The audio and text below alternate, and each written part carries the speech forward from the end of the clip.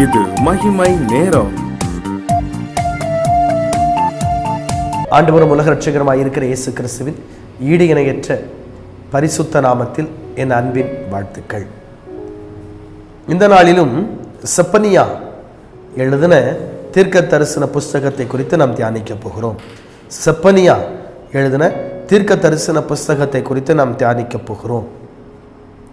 இதை எழுதிய ஆசிரியர் பேர் செப்பனியா.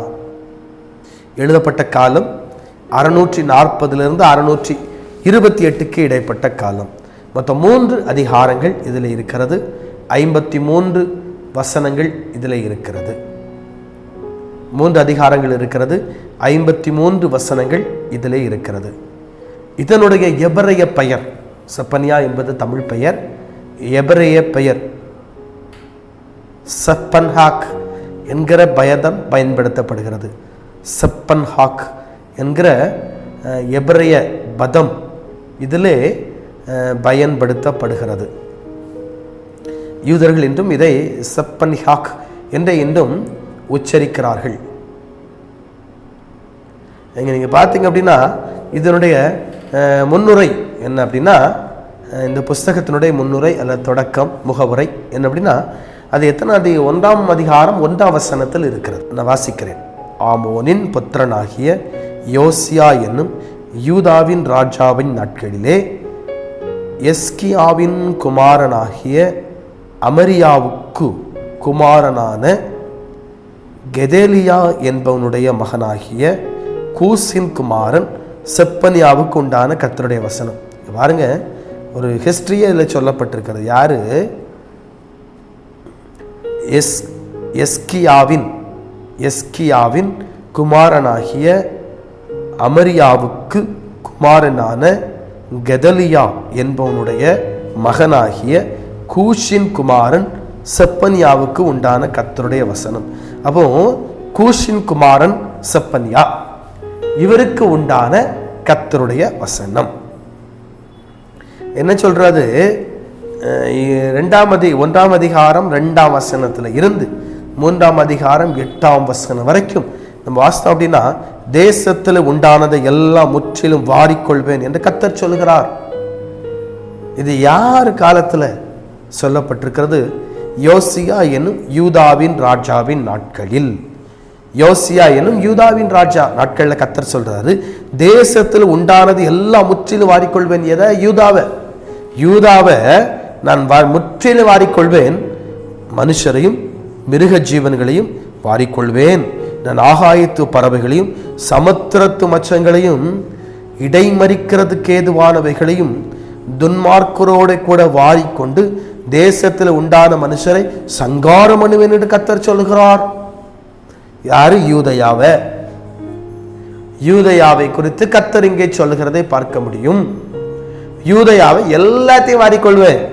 மனுஷரை மட்டும் இல்ல, மிருக ஜீவன்கள், கடல்ல வாழுகிற சமுத்திரத்து மச்சங்கள், அதாவது கடல்ல இருக்கிற மச்சங்களை கூட, கடல்ல இருக்கிற கூட நான் விட்டு வைக்க மாட்டேன் அப்படின்னு சொல்லிட்டு சொல்ற. 4ஆம் வசனத்துக்கு வந்தீங்கன்னா, நான் யூதயாவின் மேலும் எருசலேமிலும் எல்லா குடிகள் மேலும் என் கையை நீட்டி பாகால் மீதியாயிருக்கிறவனையும் ஆசாரியர்களோட கூட கெம்ரீம் என்பவர்களின் பேரையும், ஒரு பேரை குறிப்பிட்டு சொல்றார் பாருங்க, கெம்ரீம் என்பவர்களின் பேரையும் ஆசாரியர்களோட நான் கையை நீட்டி எருசலேமின் எல்லா குடிகள் மேல் என் கையை நீட்டி பாகாலில் மீதி இருக்கிறதையும், பாகால மீதி இருக்கிறத ஆசாரியர்களோட கூட கெம்மரிம் என்பவர்களின் பேரையும் எல்லாத்தையும் நான் என்ன சொல்வேன்? வாரிக்கொள்வேன். எல்லாத்தையும் நான் வாரிக்கொள்வேன். எல்லாத்தையும் ஒண்ணு இல்லாம நான் ஆக்கிடுவேன்.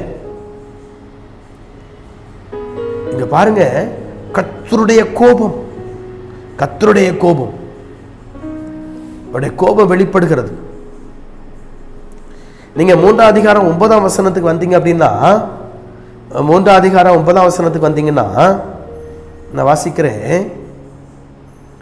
இப்பொழுதும் ஜனங்கள் எல்லாரும் கர்த்தருடைய நாமத்தை தொழுது கொண்டு ஒருமனப்பட்டவருக்கு ஆராதனை செய்யும்படிக்கு நான் அவர்கள் பாஷையை சுத்தமான பாஷையாய் மாற பண்ணுவேன். முதல்ல அழிப்பேங்கிறாரு. 8ஆம் வசனம் வரைக்கும் வாசித்து பார்த்தீங்கன்னா அழிப்பேங்கிறாரு. ஒன்னும் இல்லாம போக அற்று போக பண்ணுவேங்கிறாரு.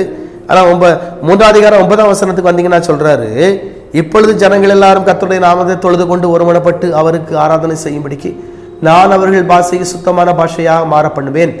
எத்தியோப்பியாவின் நதிகளுக்கு அக்கறையில் இருந்து என்னிடத்தில் விண்ணப்பம் பண்ணுகிறவர்கள் ஆகிய சிதறடிக்கப்பட்டவர்களின் குமாரத்தியானவள் எனக்கு காணிக்கை கொண்டு வருவாள். எனக்கு காணிக்கை கொண்டு வருவாள். சிதறடிக்கப்பட்டவள் எனக்கு காணிக்கை கொண்டு வருவாங்க. சுத்தமான பாஷையா மாற்றுவேன் கர்த்தர் சொல்றார். எப்போ முதல்ல அனுப்பேங்கிறாரு, பிறகு இறுதியில சொல்றாரு நான் அவங்களை பாதுகாப்பேன்.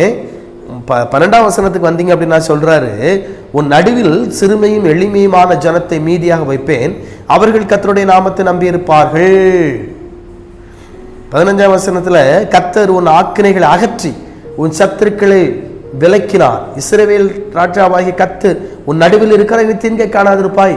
இவ்வளவு நேரம் அழிப்பேன்னு சொன்ன கர்த்தர், நிர்மூலம் பண்ணுவேன்னு சொன்ன கர்த்தர், ஒண்ணுலாமாக்குவேன்னு சொன்ன கர்த்தர் கடைசியில் சொல்றாரு, எப்பா நான் உன் நடுவில் இருக்கிறேன், இனி நீ தீங்க காண மாட்டேன், இனி நீ தீங்க காண மாட்டேன், தீங்க காணாம உன்னை மாற்றுவேன் அப்படின்னு சொல்லக்கூடிய கர்த்தர். எனக்கு நம்முடைய வாழ்க்கை எப்படி இருக்கிறது? நம்முடைய அனுபவங்கள்லாம் எப்படி இருக்கிறது? இங்க பாருங்க, இந்த சப்பனியா இஸ்ரவேலுக்கு ரொம்ப தொலைவில் இருந்தது.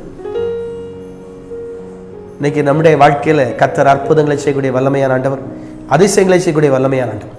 அவர் நம்முடைய வாழ்க்கையிலே அற்புதங்களையும் அதிசயங்களையும் அடையாளங்கள் நடப்பித்து நம்முடைய வாழ்க்கையை ஆசீர்வதிப்பாராக, நம்மை உயர்த்துவாராக.